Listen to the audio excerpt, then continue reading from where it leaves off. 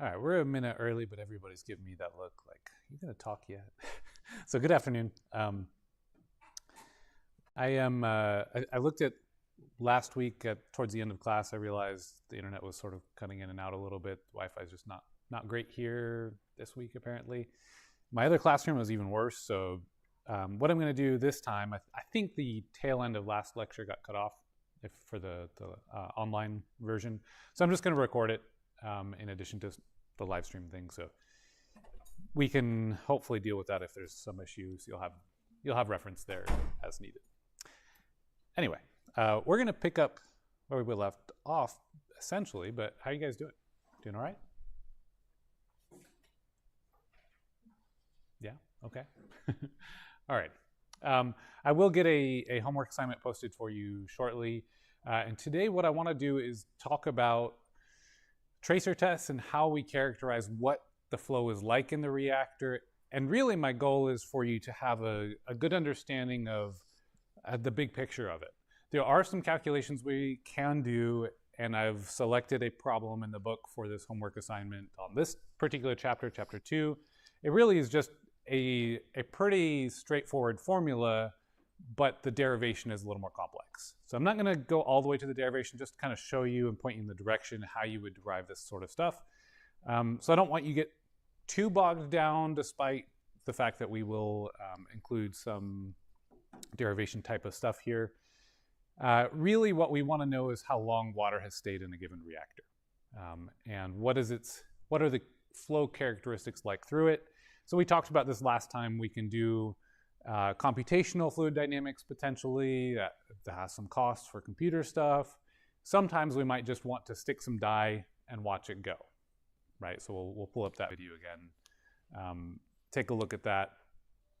And we want to do this in essentially 3 different reactor types, and then consider how we might approach combining a model that has multiple reactor types within it in order to have some good mathematical model to characterize our system.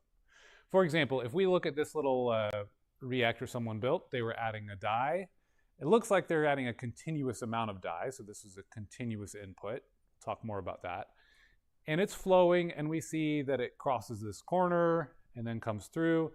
And if we stop and think about it, there might be a section that is acting like a plug flow reactor, and then a section that's sort of mixing with itself, maybe 2 little spots where it's some internal mixing, and then another straight path that might be more like a plug flow reactor. So potentially, we could treat this as a plug flow reactor of this volume, then a CSTR of this volume, a second CSTR, and then a plug flow reactor. So that's the type of thinking we could approach non-ideal systems with. So I just want to put some of this on your radar in terms of what maybe we will or you could look at. So we're actually going to do more about developing mass balances next time, putting all these pieces together, but we took a look. First and foremost, what are these reactor types that we are considering? So we've got the batch, the CSTR, the plug flow reactor. So batch being no flow rates in or out, just a mixed chamber.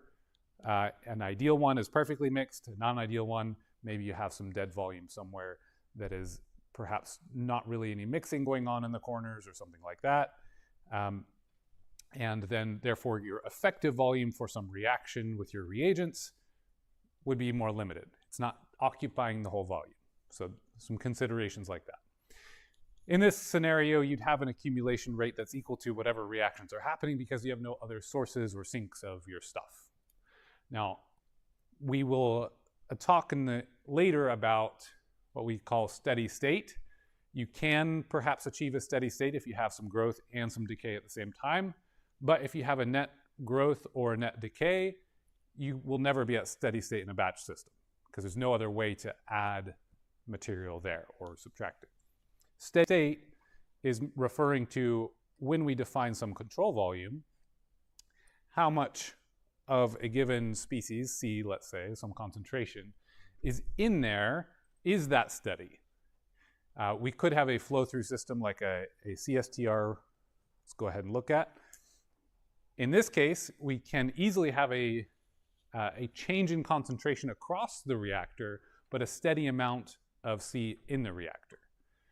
If we have some decrease in the amount of chemical or whatever we're dealing with inside the reactor, then the amount coming in could be equal to the little amount that's going out plus the amount we're taking out with a reaction.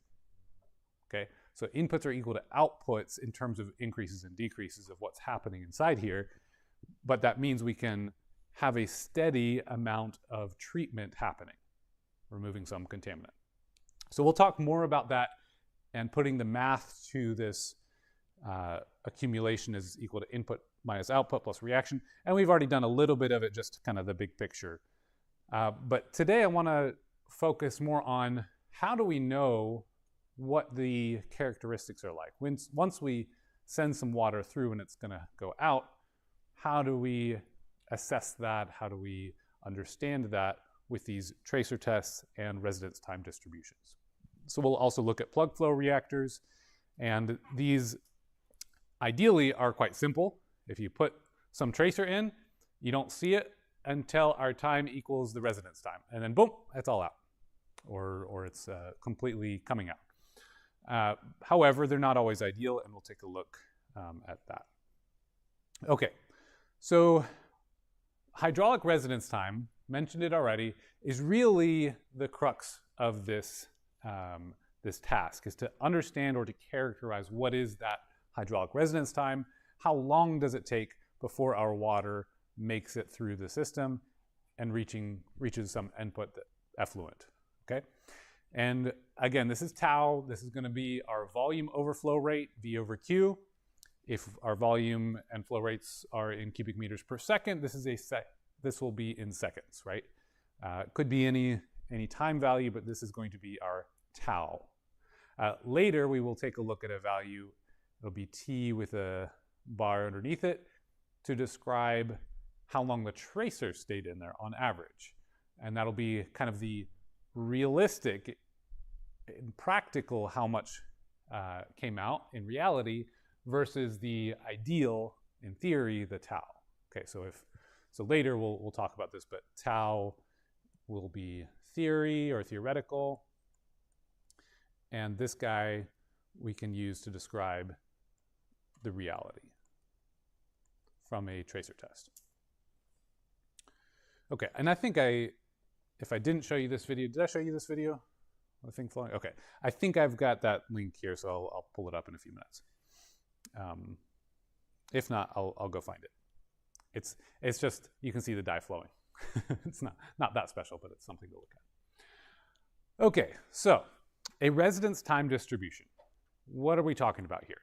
What we're talking about is how much time has a given bit of water stayed in our system. Now, we can't practically identify specific water molecules and track them, so usually what we will do is add some tracer and watch that tracer. That means the tracer has to have a few characteristics, should not react with stuff. We'll talk more about this in a moment, but effectively it's going to act like the water is the point. So if it's acting like the water, then we can count how much of these labeled molecules are coming through over time. So we can say that if we have some amount of molecules coming out of the effluent of some reactor, let's just imagine this is a CSTR or something like it, and we add in some tracer, and then over time, at first there's not a lot coming out, and then over time we have more and more stuff coming out of our effluent. Well, in this first part of this graph, we can look at this cumulative number of labeled molecules in the effluent. So we can track that over time to see, okay, how fast are they coming out, right? And we might see something like this. It's a little bit curved. Eventually, we have just about all that we ever added, and we can describe that maybe as n infinity. If it's a continuous, then we've just reached, like, our concentration is now exactly what we're putting in. We're putting in 10 milligrams per liter of dye. We're getting 10 milligrams per liter of dye in the effluent. Or if we just added 10 grams of dye into some volume, then once we reach this point, 10 grams of dye molecules have come out, or we're approaching that. Okay, so this is just a simple way to say, okay, on a cumulative function, how close are we to all of them having come out? So at any time along the way, we can say, all right, some amount, maybe some portion, if we do n over n total, n infinity, has come out at a given time. We can take the derivative of this, and that gives us this graph over here, basically saying what's the rate of change of molecules coming out. Okay, how fast are they coming out? And this is what we will call the exit age distribution. So we'll talk more about this. That's going to be our E of t. Since we're taking essentially the delta n over time, since we took the derivative, this will have units of 1 over time, which is a little weird. But if you think of it kind of like a percentage, what percentage have come out over time or are coming out at a given time, that's a little more like what you want to, how you could consider it. So at some point, a large fraction or portion of the molecules that are in there are coming out. That would correspond to this moment where we have kind of the steepest increase here, right? And then it starts decreasing again. This is all calculus you've seen before in terms of integrations and derivatives and all that. But we can just assign that to how are the molecules coming out, and we get some indication there. Okay, so like I said, we can call this the exit age distribution, and this is describing that fraction of fluid in the effluent that has remained in the reactor for some amount of time. So we sometimes will want to know what fraction of water has remained longer than X time, or not as long as some maybe Y time, right? Some time range. Let's imagine chlorination. For chlorination, sometimes we want to make sure that we've had enough time, enough contact time to do our treatment that we need. But if it stays too long, or if the chlorine accumulates or whatever, or if the water, I guess, stays in the reactor too long, maybe we're forming too many disinfection byproducts. So what we'd want to maybe check is to say how much of the water that we think we're treating properly within some range is actually being treated within that range. Okay, so we might have a system where we have this this curve, but what we're really interested in is from some time t1 to some time t2. Okay, and then the area under that curve. That could be the interesting part, which would be essentially integrating this function to give us that answer. All right. So with that, we can do a few things. We can say, okay, what portion of the water has come out within this amount of time? Maybe that's the good amount of time. Maybe we just take one extreme and further. We could take from T2 and beyond, or T1 and below. All sorts of ways we could analyze that and get some practical answer about, okay, what's happening with the water? That's the deal.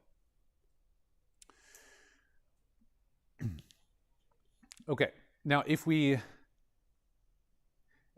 take a step back to what we were talking about a minute ago, we take this and we can integrate this or this plot. We're just going to go backwards to the same plot we started with, right? That cumulative. And so my point here, and I think what the book is trying to say by repeating this, is that, hey, we can also look at this entire thing as a cumulative age distribution. Now we're calling it an age distribution instead of like, hey, all the molecules came out, or the cumulative number of molecules came out. So we can get this cumulative distribution if we have this guy. We could do it backwards as well, but more likely we actually start with this type of a plot, because this is what we're measuring. We measure exactly how much is in the effluent. Then we go backwards and add up how much in total have we found. So I introduced this almost backwards. I'm following the book, but it feels a little backwards because I introduced, if we watch the total amount coming through, well, what we actually watch is the amount coming through at a given time. How much, what fraction of the total dye that we added is coming through right at this time, because we can measure that. Another thing about tracers is we want to be able to measure them, right? So in the blue dye case, we can see it, right? If we look right here, there's kind of a lot of, it's like light, you know, it's light colored. There's not a whole lot of dye compared to right here or right here, right? So the amount of dye, the concentration at a particular time can vary, and that's what we'll be watching as it's coming through. Okay, so we can watch it in a graph like this, the E of t, and then integrate that to get the cumulative. And now we have the age distribution, the exit age distribution E, and then we have the cumulative age distribution F of t. Okay, so when you see those two functions in the equations, that's what we're talking about, those two values, or those two functions. Okay, I got a little ahead of myself. This is what I was really meaning to refer to when I was drawing this guy. So if we have to time T1 and T2, and looking at that area, we can approach it and integrate and say integration of 0 to infinity of e to t dt, that's going to be 1, right? So if we integrate over the whole spectrum and we're looking at what portion has come out, if we do that over the whole thing, this should be 1. So if we get 1% the first few minutes, 5% the next few minutes, and so on, we can't go over 100%. So that's why this function goes to 1. But we can do that over the course of some t1 to t2, and this should give us the percent, or really the fraction. We'll do times 100%, gives us the percent exiting during that time.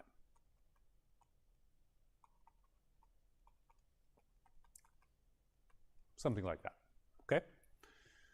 So you can see how some of this is really simple, intuitive, but could be math heavy to get the derivations precise.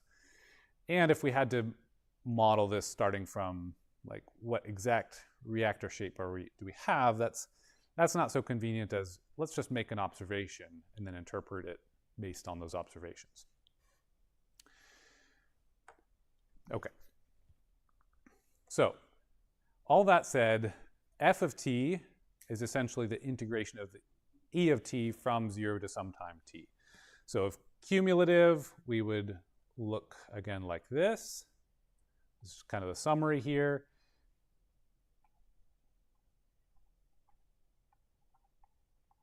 So that would be our cumulative, and then our exit age would look something more like this.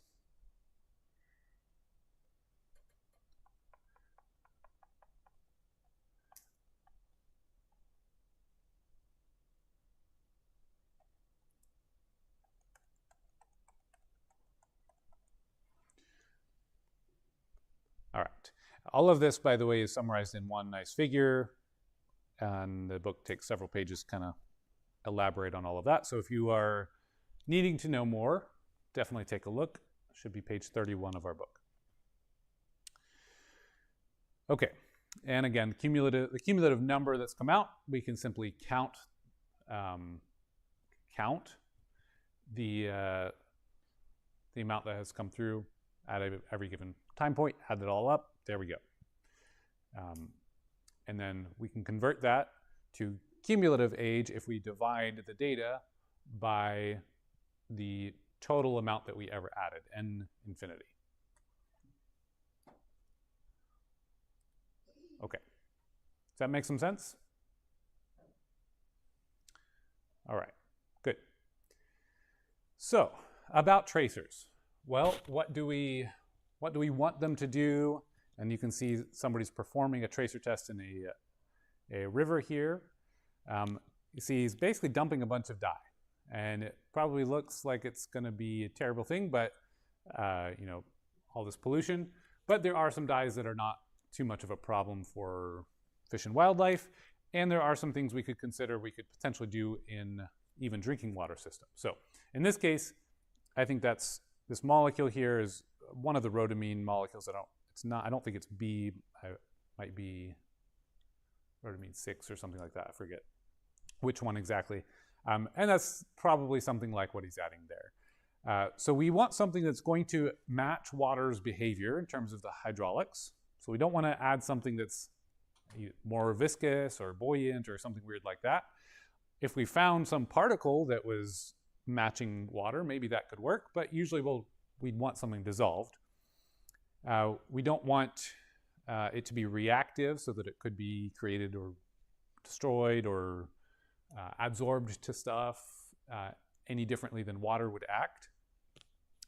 And we want it to be able to be easily measured even at low levels. That's pretty important too. And then, of course, we want it to be safe and non-toxic for whatever context we're using it in. Now, it's interesting lately that we've had some discussions about fluoride. Fluoride has been conventionally used as a tracer in water treatment plants and water distribution systems because even though we know that it is a hazard at high concentrations for acute toxicity and for certain bone issues, it's a big problem in some parts of the world from groundwater. Historically, we've believed that it's not too much of an issue with low levels, and there's pretty compelling evidence that it helps your dental health. Now, just as an aside, I think as a water treatment person, it's interesting to see this playing out now. That what I just described has been our conventional understanding. If it's true that low doses are also a problem, then the water treatment field probably needs to find a different thing, or if policies change. Now, on the health side, thankfully, it's not ingestion, it's actually exposure that matters for the dental health prevention. So you could add it to toothpaste, and I think that is done, and presumably get the same benefit. So it's not, just as kind of a just outside look at this, this might change might be changing in our world of water treatment and practices, but it's not clear to me that it is going to have a positive or negative health impact if it changes or whatever. So I just hope that everybody's healthier for whatever happens. It's hard to define and understand chronic impacts of environmental exposures, right? So it's hard to distinguish that from other things, and you can't experiment on people directly, right? That's not ethical. So understandably, sometimes these things are obvious in the case of high doses. Low doses, it's a bigger question. Okay, other example might be some sort of dye like that. And we could imagine perhaps we can use chloride or something else that is definitely low on the toxicity, but being easy to measure, chloride is not so easy to measure and distinguish, and there's usually some background chloride anyway, and maybe that varies a little bit. So perhaps there are other things we can use, but having something that's efficient and convenient is very helpful. All right, so let's consider what happens if we have a pulse input. So we inject a little bit of our tracer, and it's instantaneous, is kind of what we're referring to. It's a discrete quantity, and so it's going to be like a blob of dye, just bloop. Well, what happens? We can consider this in different reactors, of course, and we can consider, if we describe it this way, our exit age, we could describe a function where we have Q over M, where that's the input mass, so Q being our flow rate in a given system, M being this tracer mass input, so it'll be Q over mass times our concentration at a given time t. So And that's what we're observing that's coming out of the effluent. So if we are measuring our concentration at every time period, essentially what we're doing is multiplying that by the flow rate in this system and dividing it by how much we started with to then plot our exit age distribution. So in a pulsed input, it's going to look a little bit different than how I introduced these graphs. Because as I was introducing them, this was a continuously, or no, that could be the same, right? Yeah, sorry about that. It should be able to be the same. It'll just depend on which type of reactor we've got.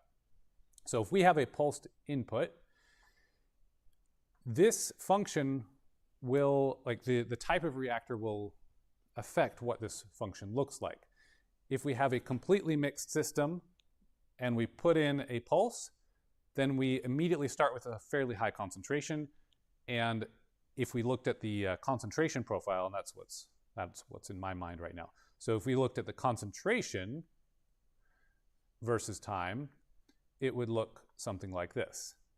If we have let's say a CSTR. Need to decide which screen I'm going to look at, because it's also repeated here. And so, okay, not a great drawing. But if we did the concentration over time, we could see it look something like that. And if then we take a given concentration, multiply it by Q, divide it by the total input, then we yield some function here that may look like that, or may look, I guess we would take probably, yeah, we'd do that. And each point would be taking essentially the calculation of this at that time. Okay, at any rate, we can divide this, the numerator and the denominator, by V. That will simplify things, because in the numerator, so Q, this is volume per time, right? So this is V over T.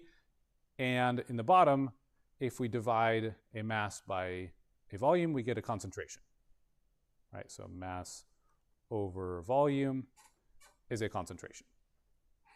So if we do that, it's a little bit convenient, and this changes into the concentration at a given time divided by, that's the same CPT here, divided by an initial concentration times tau, our hydraulic residence time. That's coming from V over Q. So, so all of that can get us this function. And of course, we can integrate that from 0 to time t to get our cumulative. All right. So that's kind of how we can manipulate these equations from observations, or how we can obtain them from observations and track that over time. Okay, so here I have these videos I can pull up. But first, I'll just describe real quick the two essential types of tracers or reactors we might do tracer tests in would be the flow through ones, right? It doesn't really make sense to do a dye tracer in a thing. I mean, if you're making some coffee and you like to watch the swirlies of your cream or whatever, sure. But to observe something useful, we're going to do it in a plug flow reactor or a CSTR or something that's like those guys. So if we take a normalized concentration and watch that over time, this is kind of where my brain was at in the last slide, and we watch that at time 0 for a plug flow reactor, we put our pulse in, and we're not seeing anything out yet, but we have this arrow to say, okay, we put that amount in. We wait some amount of time, which is the residence time. Then suddenly, we get the output. Okay?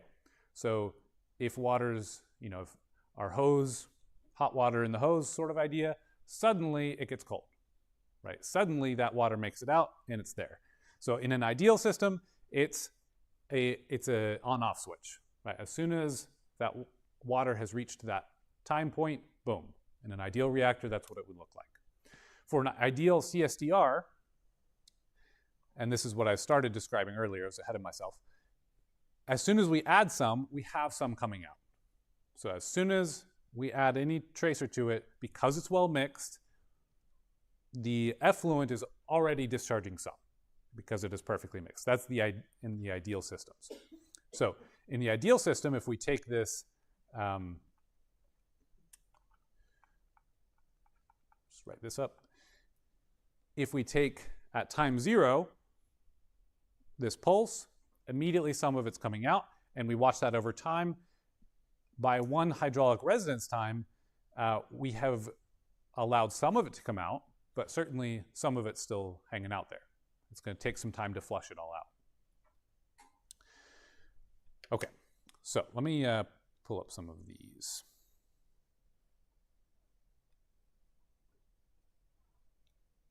Oops.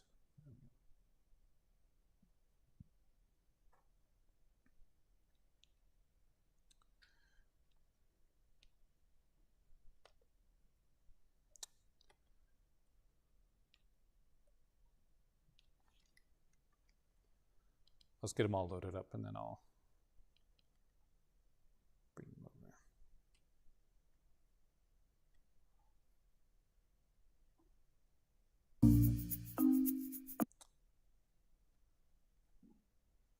Okay, so just starting with the one we've already kind of seen.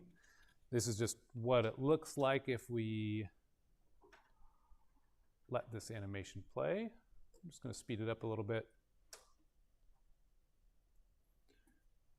So kind of neat to watch just what does the shape, what are the pieces looking like, and where might we have some dead zones or some other stuff here. And you can see it looks like there's some continuous addition, just keeping a nice steady stream of this dye distributed throughout that water column there. And you can see whether it's diffusion or dispersion or whatever activities are happening, we get some of the tracer making its way further than the rest of it. Okay, so this is what we would expect in a real system, and this one is a little lab scale reactor. We see a little syringe here, so this is probably just that big of a thing. It looks pretty ideal, right? I think this is just a adding tracer to a batch, probably. So you can see it takes a moment for it to go throughout. Just a nice little thing there. Okay, and the last part I wanted to show you was this. This would be modeling. Somebody modeled a plug flow reactor with diffusion impacts and maybe dispersion. But this would be a otherwise ideal plug flow reactor. Oops, there we go. And you can see this tracer making its way through, and it's sort of just expanding a little bit, a pulsed input until most of this tracer is gone, and we still have some backwards diffusion keeping some of it still in there.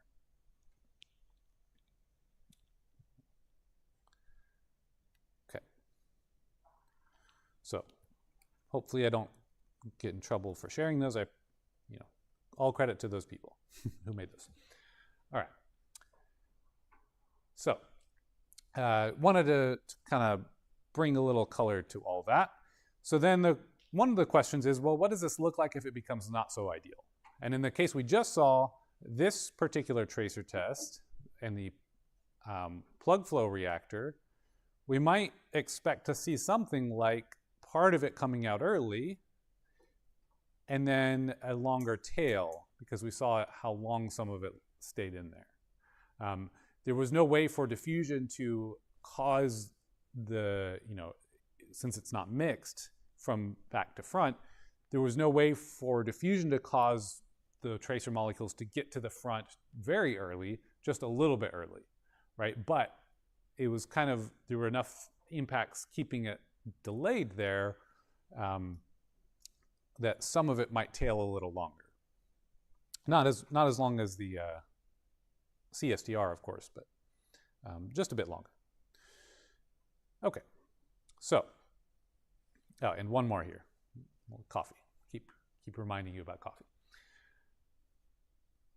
All right, so if we have a step or instantaneous, we can distinguish that from continuous input.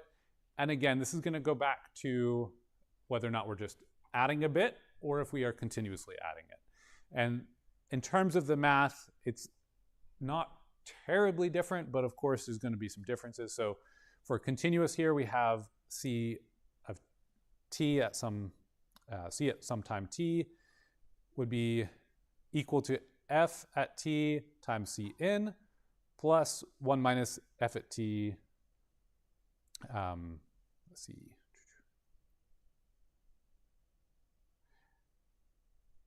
Okay, so t would be when that's taken, and I'm actually not sure what this is coming from. I'll get back to you on that one. Sorry, because that would just put this to 0. Maybe this is.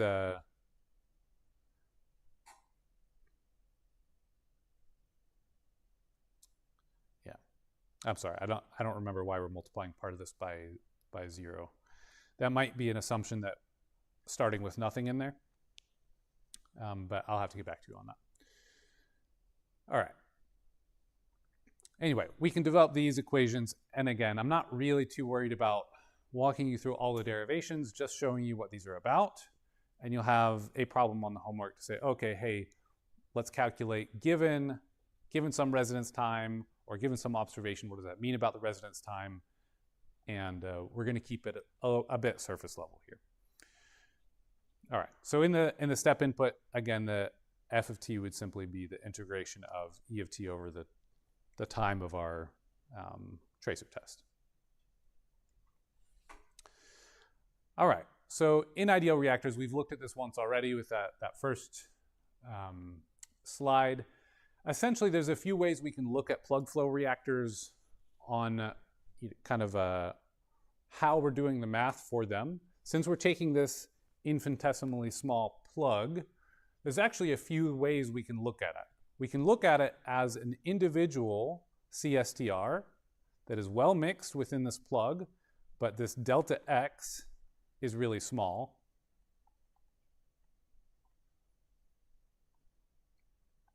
Just going to say very small, infinitesimally small, right?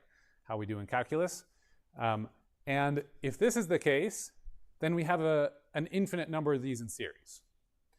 And if then we do a calculation with CSTRs in series and take it out to an infinite number, it turns out the math will become exactly the same as if we looked at it like a batch reactor that was just on this conveyor belt until it exited.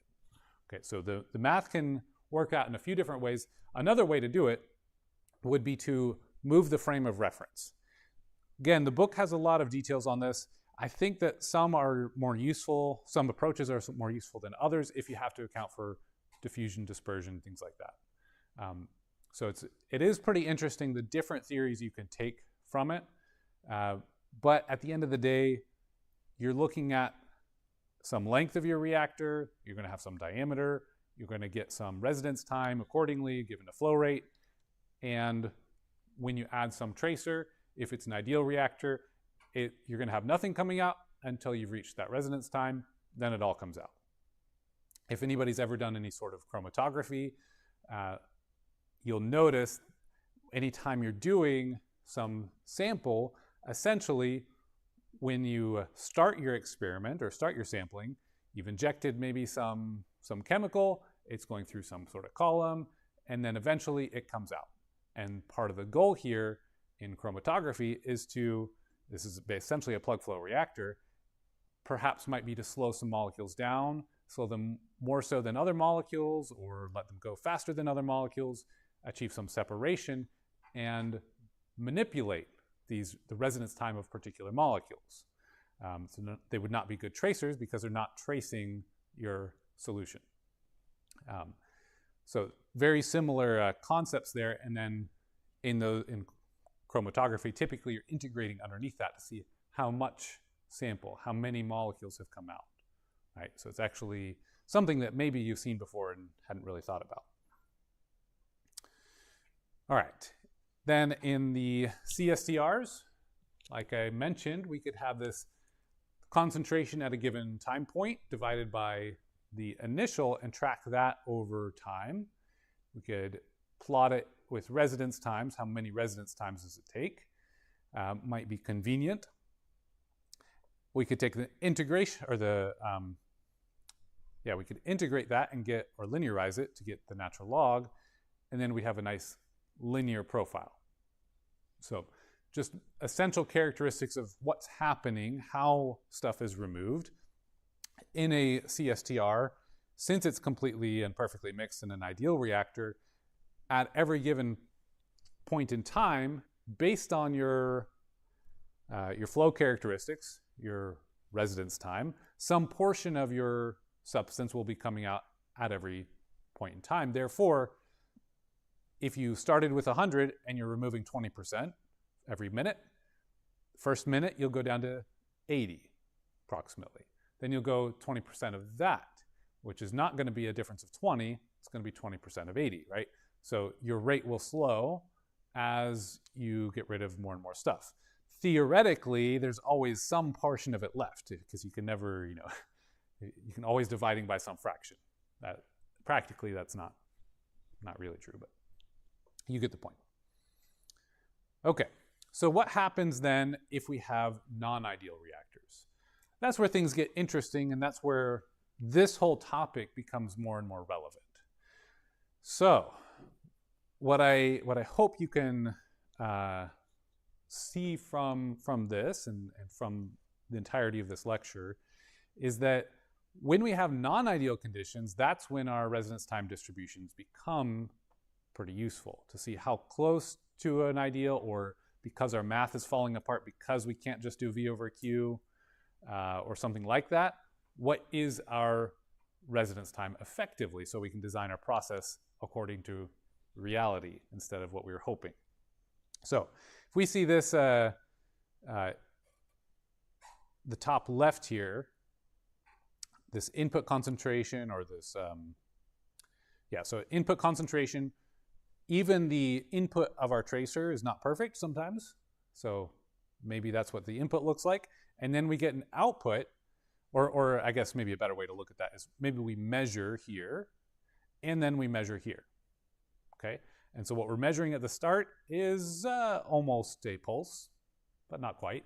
And then what we're measuring at the out is this guy. Definitely doesn't look very ideal, right? So one thing, what we can do from here is kind of estimate the real residence time.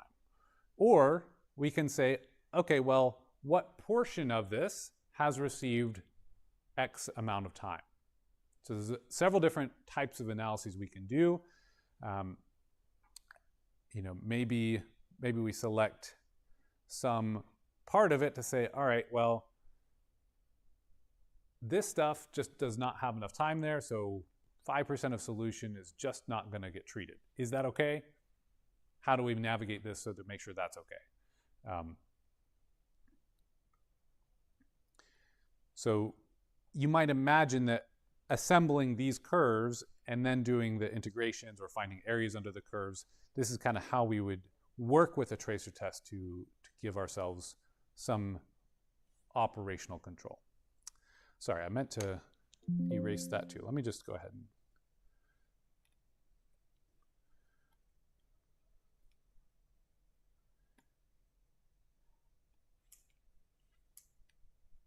I thought for sure I did that and saved that as well. So my stuff's not syncing lately. All right, anyway. So if we consider some spectrum from ideal to non-ideal,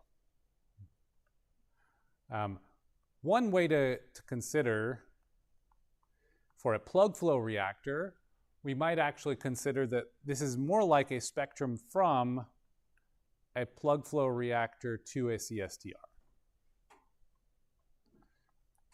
If we had flow through some chamber that we were hoping to be ideal, but it acts like a plug flow reactor, it's kind of like completely not ideal. And likewise, if we have a CSTR that is not mixing, and let's say it's not mixing at all, perhaps on the converse, you're getting what we might call short circuiting, where water is just going straight across, the straightest line across, and not mixing through the entire volume, it's just going right across the top. That would actually be a little more like a plug flow reactor, just with a really tiny volume, right? So there's a few ways we can look at this on a continuum, and depending on which angle we're looking at, or how our residence time distribution is showing up, we can model kind of 4 typical scenarios to account for almost every RTD that we observe. So first one would be a plug flow reactor with dispersion. That's like the one we saw, where we have a bit of dispersion, maybe diffusion, allowing for some spreading, but it's not mixing. It's not advection. That's, we don't have the end point mixing with the starting point, but there is a little bit of that happening. So that's one thing we could do. Next step would be to model a number of equal-sized CSTRs in series. So in that example that I gave, when we had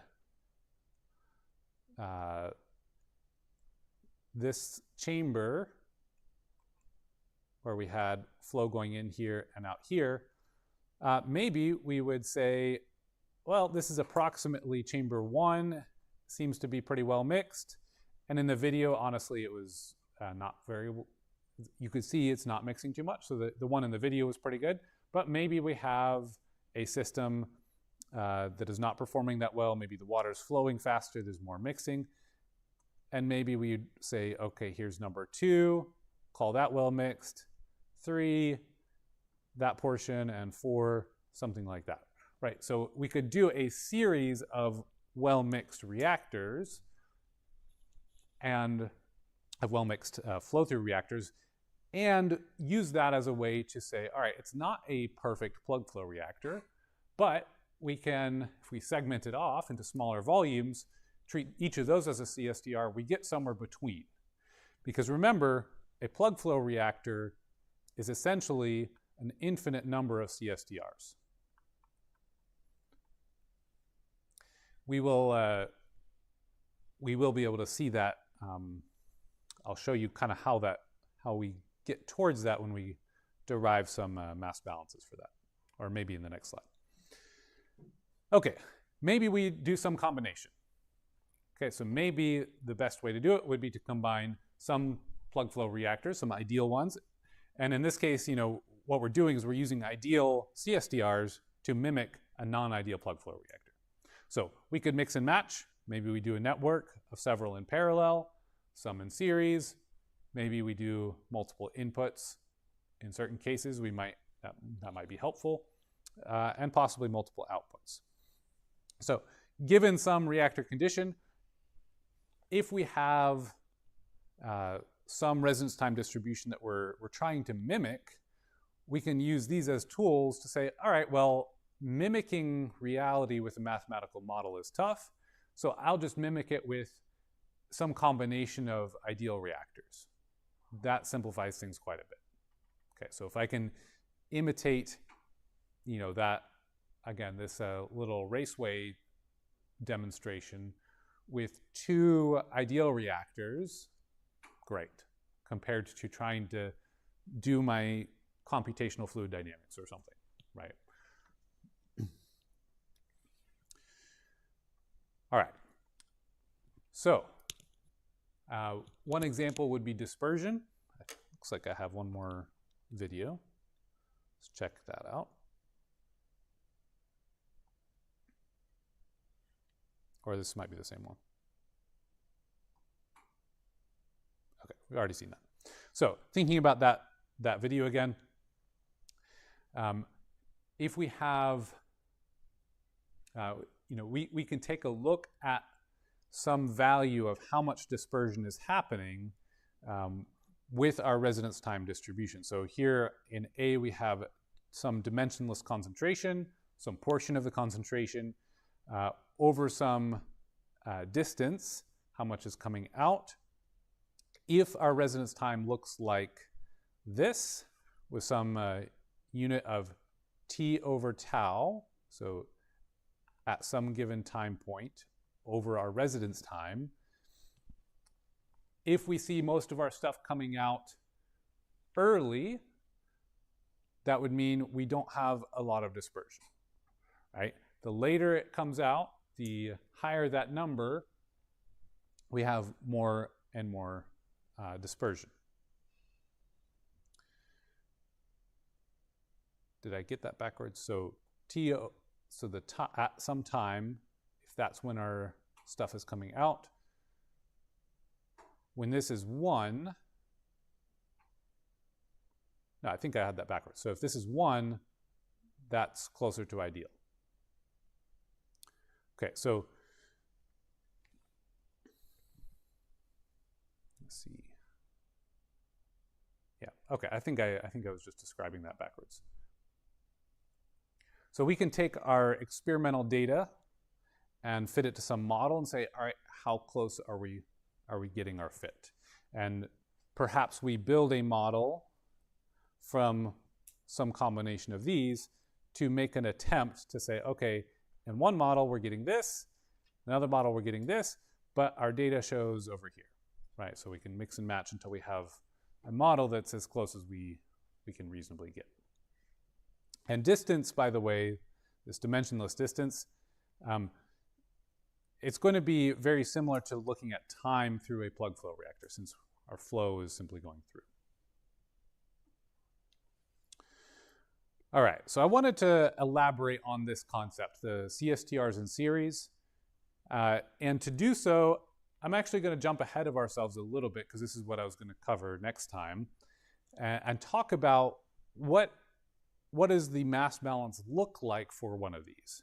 Now, we can have different mass balance equations come out based on what reaction is happening in there. We've touched on that a little bit. We're going to elaborate more. But let's say for the moment that accumulation, I'll probably put 2 C's and 1 M, and I think I need to do that backwards. Anyway, is going to be equal to the inputs minus the outputs plus whatever reaction term we have. Okay, so that's our generic mass balance, and each of these will be in some form of a mass per time value. Then a CSTR in the simple form that we have here should look something like dc dt equals in some volume, so that would be the changing it from a concentration per time to a mass per time, would be equal to QC in minus QC out plus whatever reaction term we have in that volume. Okay, so that would be the generic form or formulation of a mass balance. So what we will I'll remind you or teach you next time in case you haven't seen it, is what does that reaction term look like? Well, it'll depend on the reaction rate order, and we can describe that. For the moment, I'm just going to use an example to show how the kind of the shape of the math here. We'll use a first order decay reaction, and that's what I will elaborate on next time.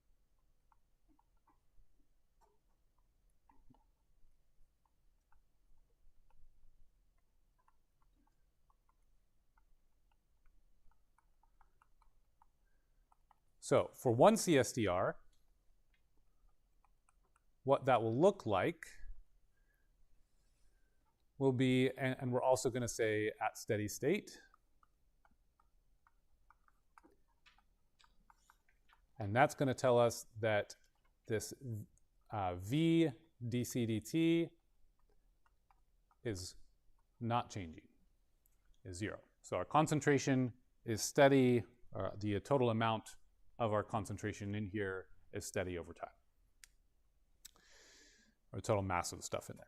Okay, so for 1 CSTR, the solution, if we were to put this, let's say, in C versus C naught, something like that, we can get the solution by saying, okay, our steady state we start with is 0 equals what's coming in, QC naught, minus what's going out, QC, plus our reaction term, and in this case we have a decay reaction, so this will be minus V.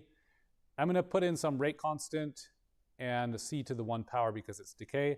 Again, if that part's not sounding familiar, we're going to come back to that next lecture. But this is just the reaction term I'm placing in here. And if we take a look at the units, a volume times the concentration gives us a mass unit, and we need it to be in mass per time to match with everything else. And so the K will give us per time units as a first order rate constant. Okay, so in that case, I'll go ahead and divide this, everything by Q.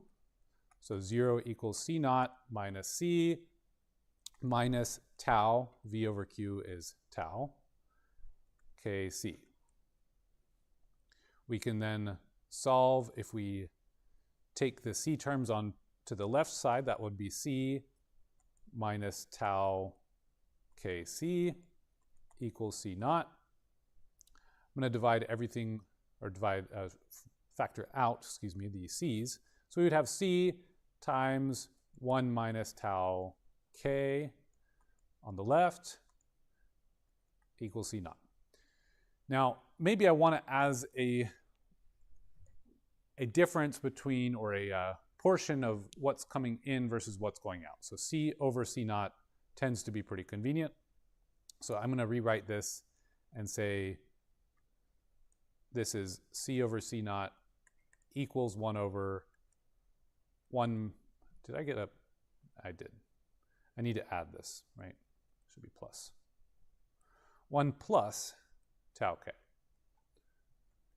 You guys aren't awake enough. You didn't catch my mistake. Got to yell at me. My undergrads will yell at me. Why don't you? Okay. So this is the generic derivation of a first order decay in a CSTR, ideal CSTR. So what happens if we, for whatever reason, whether it's to model a non-ideal reactor or if we're trying to solve for an infinite number of these, or whatever the case, maybe we just design a system with 3 in a row. What happens if we want to know the mass balance for 3 in a row or more?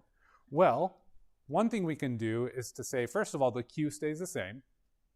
And if we have the same size reactors, which is a really nice assumption to make,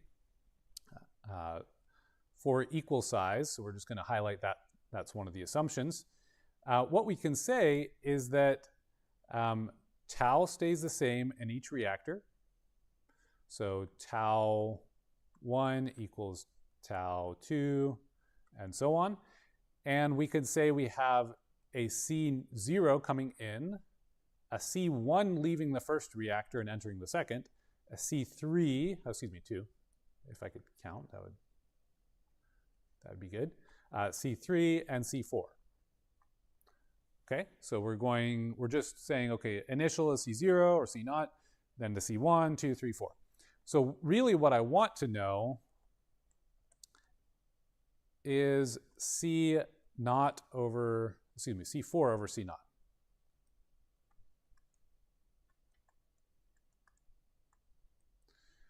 That would be the convenient thing to find because we want to know, we know we have some starting point, well, what's our ending point? Or we might want to say, okay, well, how efficient is it if we do it this way, right? Or if we're relating this to our the tracer test, what are we expecting in terms of, given some information about the tau that we got from our tracer test, let's add in our reaction. Okay, how are we doing that? What's the math we can then use this for, given that our tracer test maybe found us some tau? So all that to say, we can actually take this equation and manipulate it, or assume the same approach holds this true for each one of these reactors, and then combine them. So this would mean that C1 over C2 is equal to 1 over 1 plus tau k. And presumably it's the same reaction happening in each spot, so that should all be the same, because this would be tau 2, but tau 2 is equal to tau 1. So it's all just tau, right? So, of course, our residence time, tau for the case here, A would be different than tau B if we're doing the tau in each one of these. But we're not comparing these directly. I'm just deriving one of them, so then we can see how we can go from one to many of the same sized ones. Okay? So in this case, if we have each one of these, C1 over C2 is 1 over 1 plus tau k. C2 over C3 is the same. C4 over C3 over C4 is the same, and so on. Yeah. So it's always going to be the later series above the beginning. Okay, yeah. Yeah, sorry. I just noticed that I was like going to the next step, and I was like, wait a second, I did something wrong. So good. Thanks for calling me on that.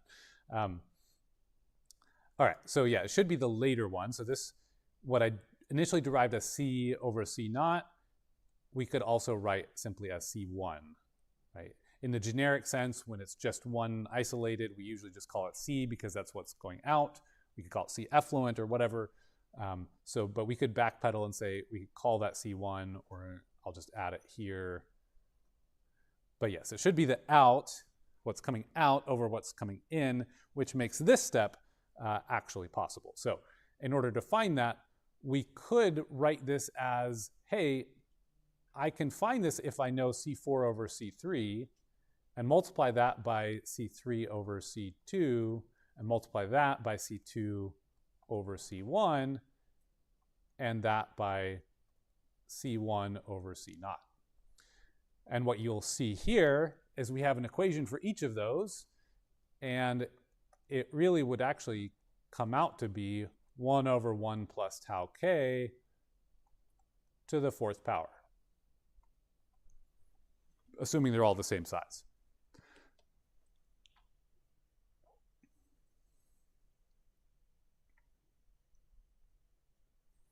So that's quite a convenient trick, assuming we can make the assumptions that we make, right? Same equal size volume, flow rate's the same through all of that. And here's where you can get a picture. If you recall something from calculus, there are different expansions, Taylor expansion, things like that. I think you could use one of those to say that a plug flow reactor is essentially the math should come out the same if you put an infinite number of those. Okay? And I'm not going to dive into that. The book might, and that's something that we can certainly find those to go there, but essentially that's how one way to mathematically get there.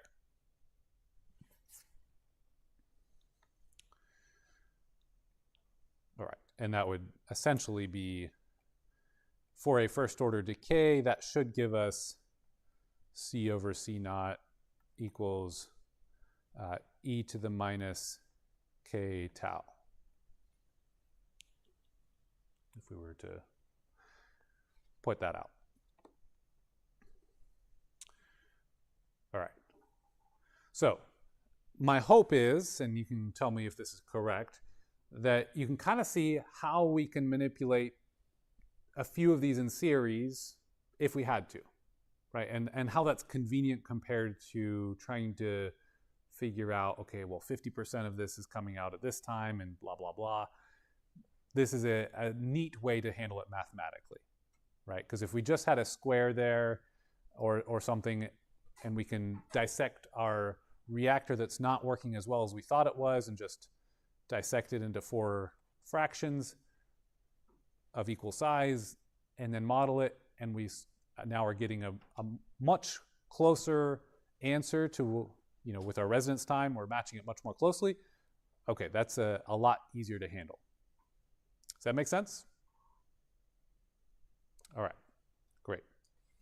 Because that was the main point here. Okay, so there's a couple other pieces, and I think I have these numbered relating to those 4 pieces that we were looking at earlier. So the third and fourth portions, there's a couple other concepts that I mentioned briefly, but I'll go into a little more depth here. One would be short-circuiting, and the other would be dead volume.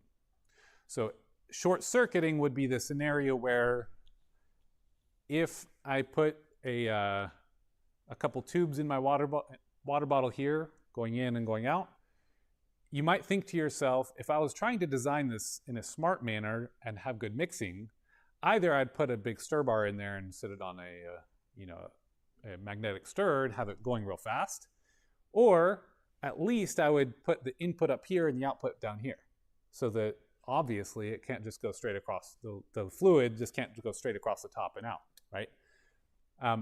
So short-circuiting would be that straight across. So if it just skips everything and goes straight across, that's what we're referring to for short-circuiting.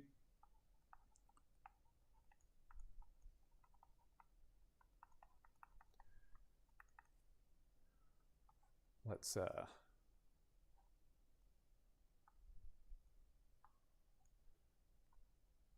even if it is mixed, if it's not perfectly mixed, then perhaps we could have a majority of the water kind of go straight out, kind of like that, okay? Now, for a dead volume,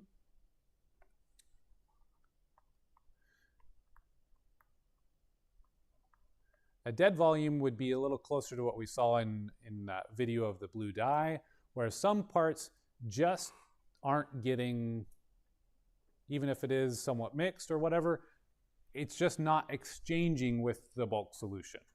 And because it's not exchanging, it's not getting the ozone or the chlorine or whatever reaction or reactant that we need to allow to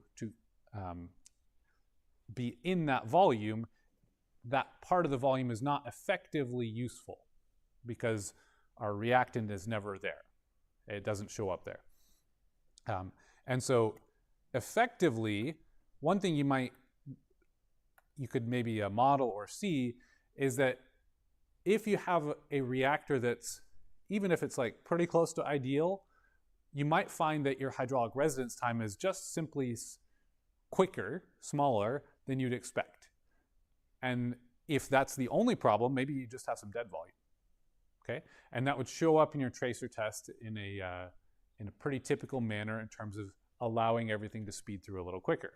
Now, if you have short-circuiting, some of that's just skipping the entire volume in the first place, right? So different things can occur, and this graph is too small to really read, but essentially it's showing PFRs, plug flow reactors in parallel, a model for that, and kind of going into some, okay, maybe if you shape it this way, you get a result that looks like this, or maybe if your result looks like this, maybe cut it into 5 PFRs. So just some examples that the book is showing, and 5 different taus there for different points to try to match this experiment where the data came out like that, right? Okay, and that would be the exit age, and here's the cumulative for that. So the point is, all right, how can we model this? What's the best way we can get a handle on this? So that brings us to an effective volume that can be different than our total volume. So V effective. It's always going to be less than our total.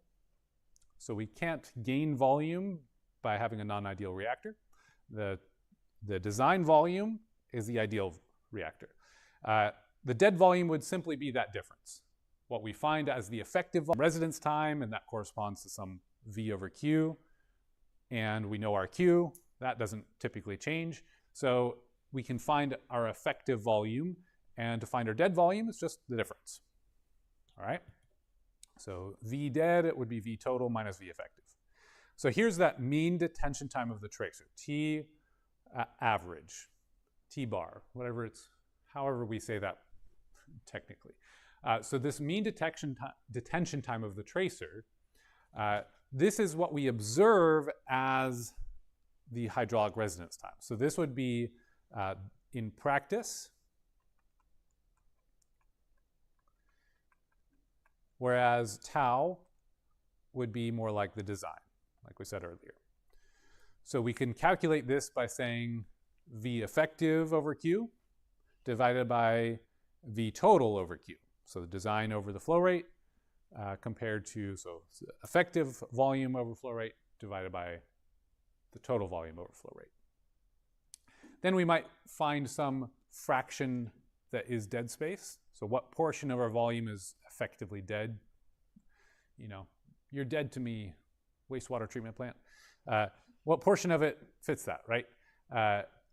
Is it 10% dead volume? Is it 90% dead volume? What's going on?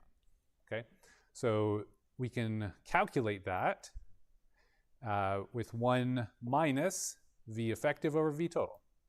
It turns out, because their flow rates are the same, that's the same as saying 1 minus this fraction of the actual versus ideal residence time.